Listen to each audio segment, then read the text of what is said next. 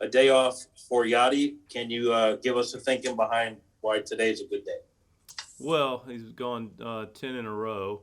We've had some days off sprinkled, which have clearly helped.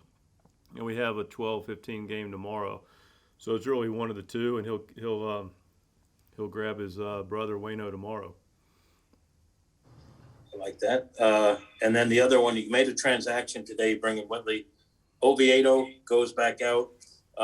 Obviously, he pitched really, really well. I know he's a guy that you guys are very high on. What did he show you in that outing when he went 4 2/3? And also, what do you think he can be for this organization? 4 2/3, great. 4 punch outs, couple hits sprinkled in, couple walks, threw the ball really well. A lot of different pitches working for him. Good changeup, slider was effective. Had a lot of life on his fastball and a good fastball. The decision-making part there is, KK is going to be looking to come back here soon. And Johnny's going to stay in the rotation. So, we want to make sure that Ovi's staying on a track that allows him to stay built up. And then some point, in a couple of weeks or so, we'll start that 17-game stretch, and we want to honor the off days. We don't have off days, so we want to create them for the starters in the sense that they're going 5 days of rest. Is that what you said?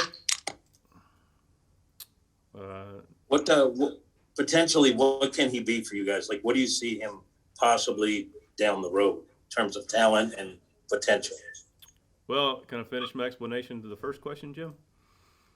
Oh, I'm sorry. Okay, something happened when I got broken up. Yeah, I know. I thought you were tired of my question. No, never, Jim. No. I don't think it's possible. So, yeah, he's KK's coming back. He's built up. We'll start that stretch of 17 in a row. At that point, we'll honor the 5 days off for the starters, which require a spot start 6-starter, which Ovi at the moment will look to fill. What we see him down the road, we'll look to see him being a guy that can, I don't want to put too much out there for him, but clearly he's got the ability to be a very good starter in this league and demonstrated the other day that he's more than capable of doing just that. Thank you.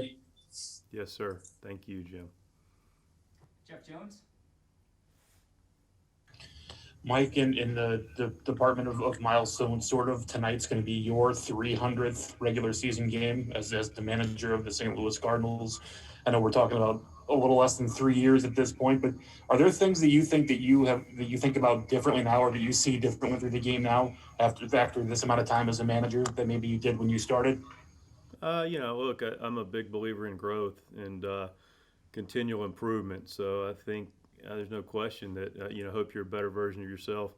Hope I'm a better version of myself tomorrow than I am today. The fact of the matter is, did have a lot of experience, managing, but clearly not at the big league level. And so, I think there's been no question, there's been some growth. There's been more consistent building of relationships, more familiarity with the league, more familiarity with just what it takes to do this job, what the asks are, what the on the field during the day, off the field, all the different many different things that come into being the wonderful job of the St. Louis Cardinals manager.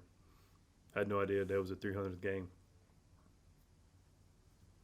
It is. Congratulations. Okay, thank you. I appreciate that. Derek Gould?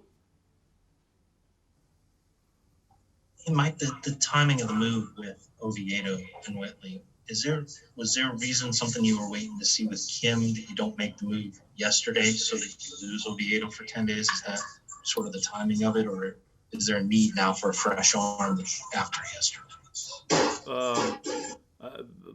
The fresh arm's definitely a part of it, for sure. I think that's fairly obvious. And then making sure KK was going to be able to take the baseball as well, which puts Ponce in the bullpen now, and I think he may be available today. Day off after throwing 52 pitches. But, there was multiple factors into that. And does Kim take the next start assigned to Ponce then? Is that sort of how that works? Yeah, KK will start on Saturday the 17th. Can you take us maybe into the conversation to the extent that you're willing with Yadi, and how you map out his time off or those days that he does take a break? And was there any bit of the romance of having 2000 with Wainwright on the mound that played into this? Maybe for him, I don't know. It's a question for him. I did find out later yesterday that it'd be his 2000th. I should probably be more aware of some of the milestones. With Yadi, it's about every other day, or Wayno, they're pretty frequent, so which is awesome. But as far as the conversation goes with him, it's pretty fluid. It's as far as mapping it out, there's places that just make sense, and then you just have conversations, and it's no different than a lot of the guys. I basically had the conversation with every guy that's been playing regularly yesterday. Where are you? How do you feel? What do you think?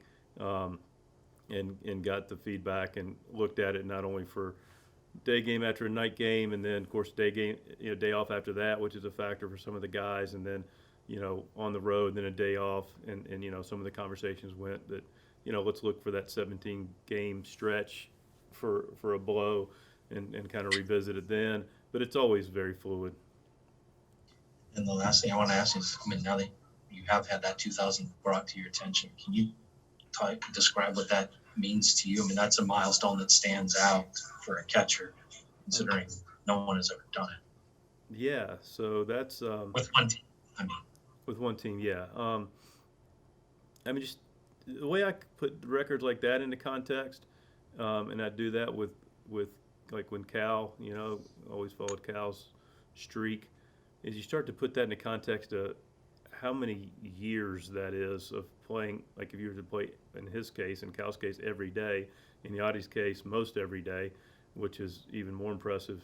I don't know which one's more impressive because they're both amazing feats, but you put 2,000 games into a context of 162 game regular season, and you say, okay, if you caught every single game, how many years would that be? And you go, whoa, that's amazing. And especially when you see the evolution of the game, and then you see, to Jeff's question earlier about managing the big leagues, you start to appreciate the longer season, the extra month relative to a minor league season, clearly, and then you start to factor in the playoffs, which clearly Yadi's been a part of, and the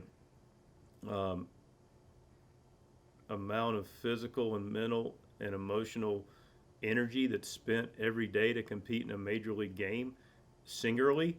And then you look up that and you realize that he plays in a position that takes a lot of physical traumas almost nightly.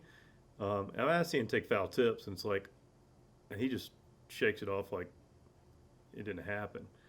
His pain tolerance is almost subhuman. So, and it also speaks to anything that has longevity behind it. Speaks to performance.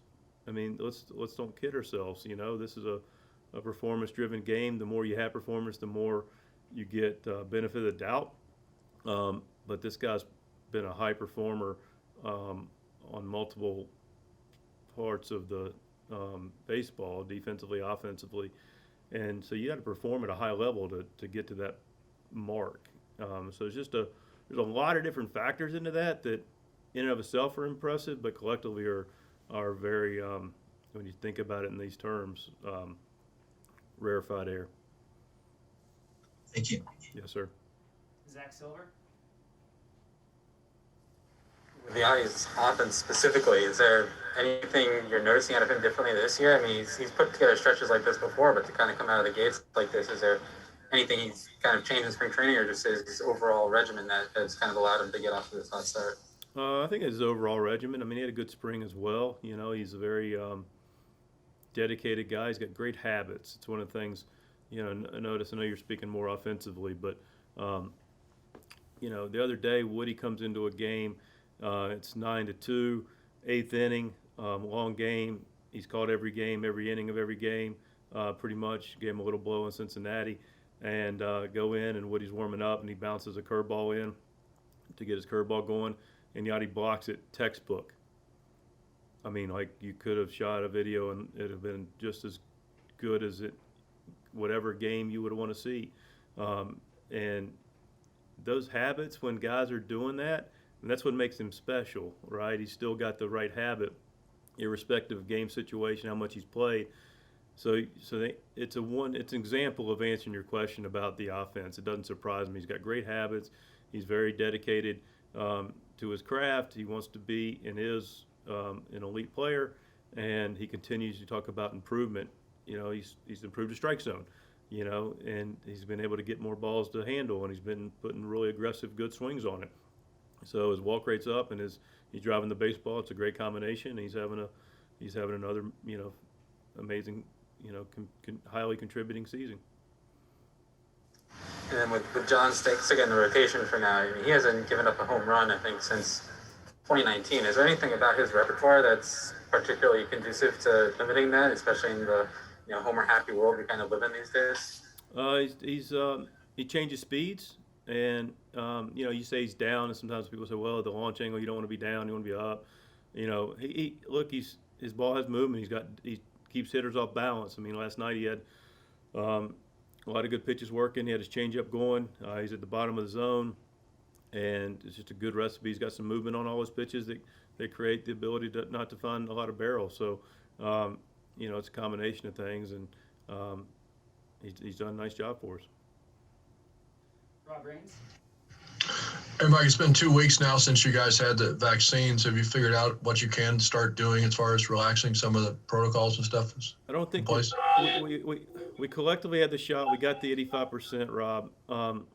We do have some guys that got the 2 shots, so their window's still being beyond that. And we had some guys get the shots a little later, and then we got some guys joining the team that got the shots a little later. So.